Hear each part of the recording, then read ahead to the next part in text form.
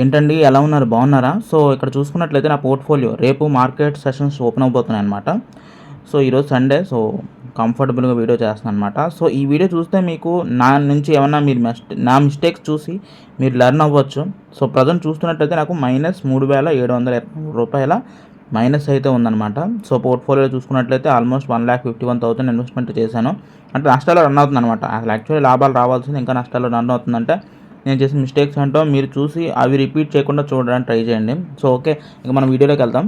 So guys, ఇక్కడ చూసుకున్నట్లయితే question shipyard అనమాట. ఇక్కడ నా షేర్ వాల్యూ చూసుకున్నట్లయితే -4,029 మైనస్ అయితే ఉంది. బట్ కానీ నిన్న శనివారం రోజు ట్రేడింగ్ సెషన్లో 1.30% అయితే ఇక్కడ వచ్చిందనమాట.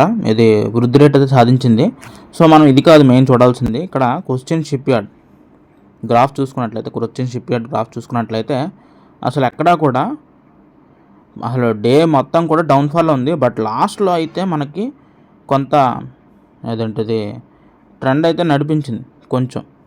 అది కూడా ఏ టైంలో అంటే జస్ట్ మనకి మార్కెట్ ఎండ్ అయిపోతుంది 3 o'clock ఆ టైం నుంచి పుంజుకుంది అనమాట. యాక్చువల్లీ ఇంకా లాస్ట్ మినిట్లో పుంజుకుంది.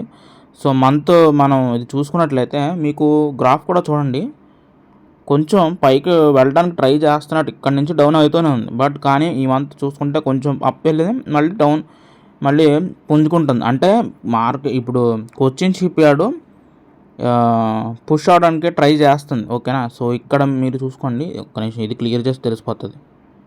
ఓకేనా? సో ఇది డౌన్ ట్రెండ్, ఇప్పటివరకు డౌన్ఫాల్ అయింది. సో ఇక్కడ నుంచి ఇది సెకండ్. సో ఇప్పుడు నా ఎక్స్పెక్టేషన్ కరెక్ట్ అయితే ఇప్పుడు 800 ప్రజెంట్ మార్కెట్ వాల్యూ 1,760లో ఉంది కదా. సో మ్యాక్సిమం 20 రూపీస్ లేదు 1780 వరకు వెళ్ళే ఛాన్సెస్ ఉంది సోమవారం.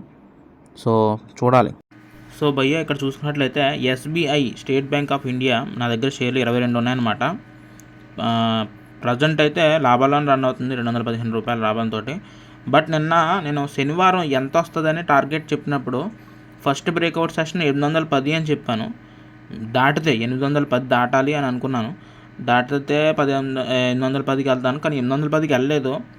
ఎక్కడైతే ఆగిందో అక్కడే ఉంది స్టెబుల్గా. 802లోనే స్టాండ్ అయ్యి ఉంది. యాక్చువల్లీ ముందుకు వెళ్ళలేదు, వెనక్కి వెళ్ళలేదు అనమాట. సో ఫస్ట్ ఒకసారి గ్రాఫ్ కూడా చూద్దాం అది. సో ఇక్కడ చూసుకున్నట్లయితే 802 రూపాయలు అనమాట. పెన్ తీసుకుందాము. సో 802 ఇక్కడ చూడండి,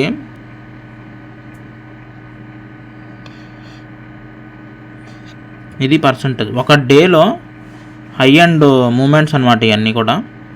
so ups and downs first అంతా మార్నింగ్ నుంచి ఈవెన్ ఆఫ్టర్నూన్ వరకు కూడా అప్లోనే ఉంది. సడన్గా ఒక డౌన్ఫాల్ 1 o'clock మధ్యలో జరిగిందనమాట. సో అక్కడి నుంచి రికవరీ క్రమంలో డే అండ్ క్లోజ్ అయిందనమాట. సో అంటే 802 దగ్గర అయితే ఆగడం జరిగింది. సో దీని నెక్స్ట్ రెసిస్టెన్సీ లెవెల్ చెప్పాను కదా 810. స్టిల్ అదే నేను అదేంటి స్టాండ్ అయ్యాను అనమాట. నెక్స్ట్ రెసిస్టెన్సీ లెవెల్ దీనికి 810 అనమాట.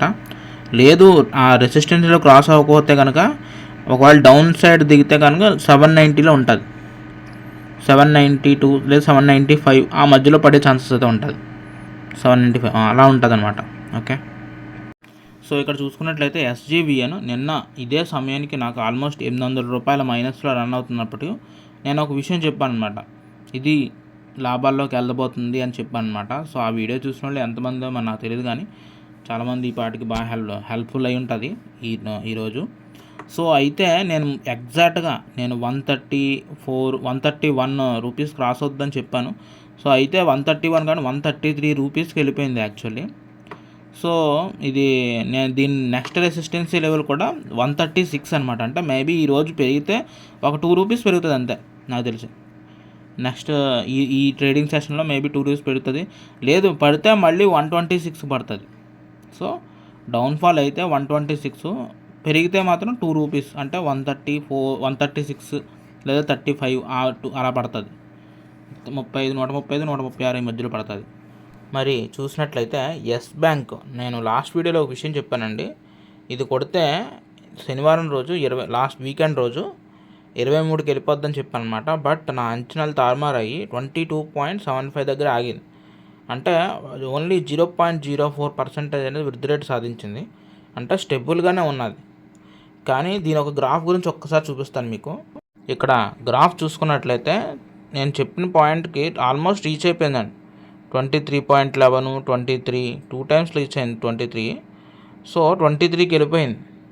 బట్ కానీ ఇన్వెస్టర్స్ మీటింగ్ జరిగినప్పుడు భారీ మొత్తంలో ఇన్వెస్ట్మెంట్ ఇన్వెస్టర్స్ కూడా ఎవరు సరిగా రాకపోవడంతో ఇది ఆ యొక్క నెంబర్ని స్టెబుల్గా మెయింటైన్ చేయలేకపోయింది అనమాట.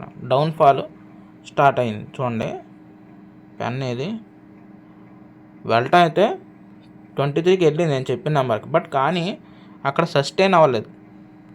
తిరిగి మళ్ళీ ఎక్కడికి వచ్చిందో అక్కడే ఉంది. 74 దగ్గర నేను ఎండ్ అయితే ఇప్పుడు 66లో ఉందన్నమాట. సంథింగ్ 0.04% మాత్రమే వృద్ధి రేటు సాధించండి అని మీరు అర్థం చేసుకోండి. సో ఆశించిన స్థాయిలో షేర్ మార్కెట్ పెరగలేదు. ఓకే, సో గైస్ నేను ఇప్పుడు ఏది చెప్పినా సరే ఇది నా ఓన్ అనాలిసిస్ అనమాట.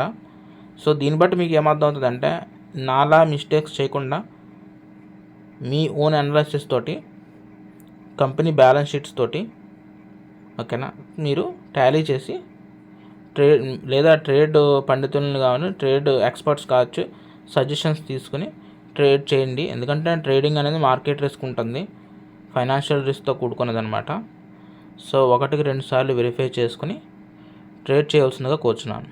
ఉంటాను గైస్, బాయ్.